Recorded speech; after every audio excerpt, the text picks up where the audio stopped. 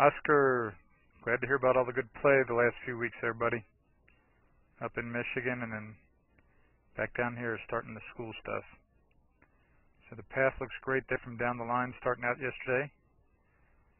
Again, here you look more in front of the ball than you really were at impact because remember you were lined up way to the right starting out. Not way to the right, but kind of far to the right. Like there you see it with your driver.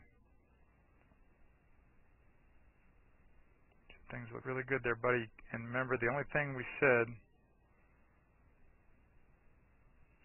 that I wanted you to really give some thought to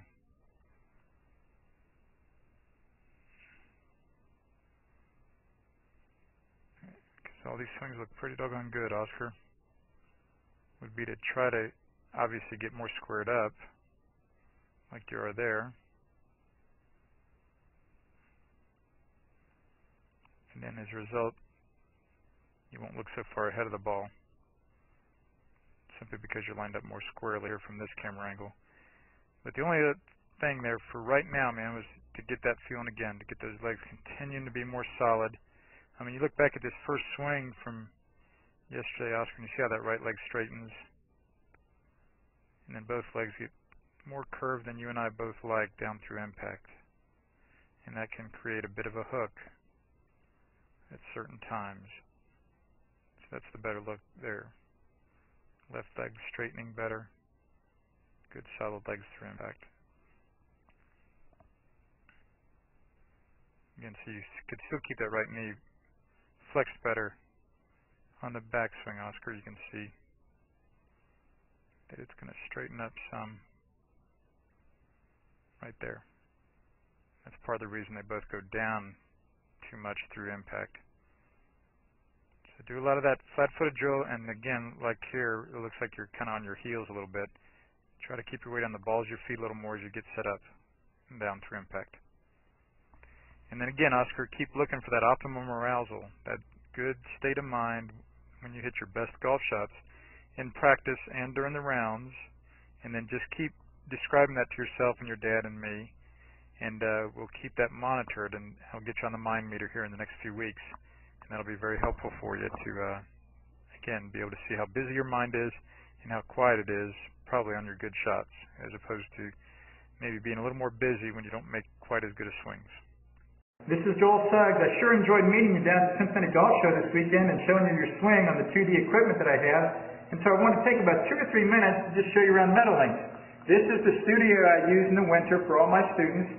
You see there's the down-the-line camera angle for our 2D equipment, and then we have the face-on camera angle also, and then what we also have here is 3D equipment to where I can show you your swing from 6 different camera angles with this 3D equipment,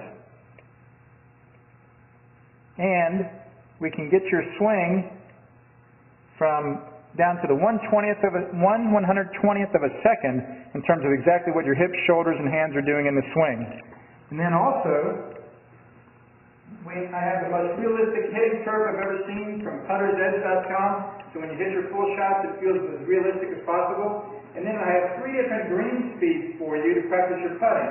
9.5 on the step meter, 10.5 on the step meter, and 12.5 on the step meter. That's benefited my students tremendously. And then also I have a lot of learning aids like this Smart Stick. You can see the rest of those learning aids over here in my bag that we can work on to help you learn the certain fields in the golf swing that you and I both want. And then also I help my students a lot with their equipment through the winter.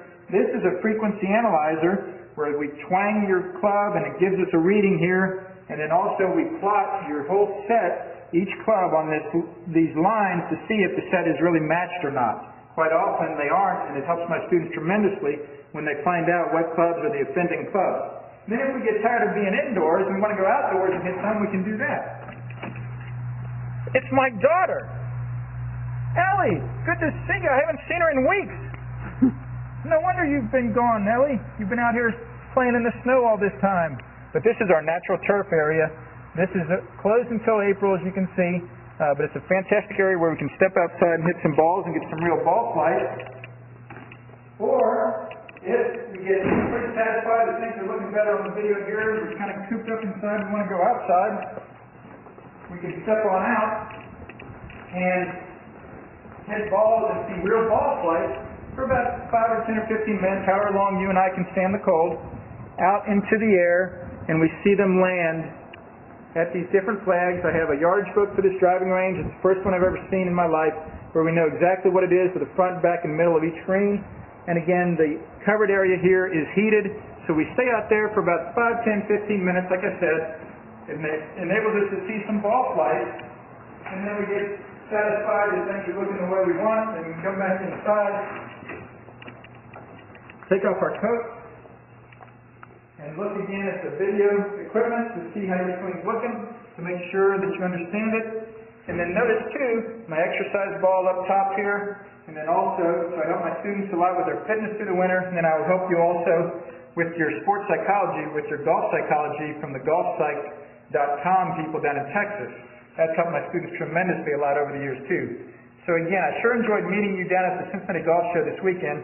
I look forward to seeing you again out here this summer at Meadowlinks, or even right now in the winter. I have a lot of people that work on their games with me right through the winter. Check out more information about the things I do to help you at joelsuggs.com. Take care.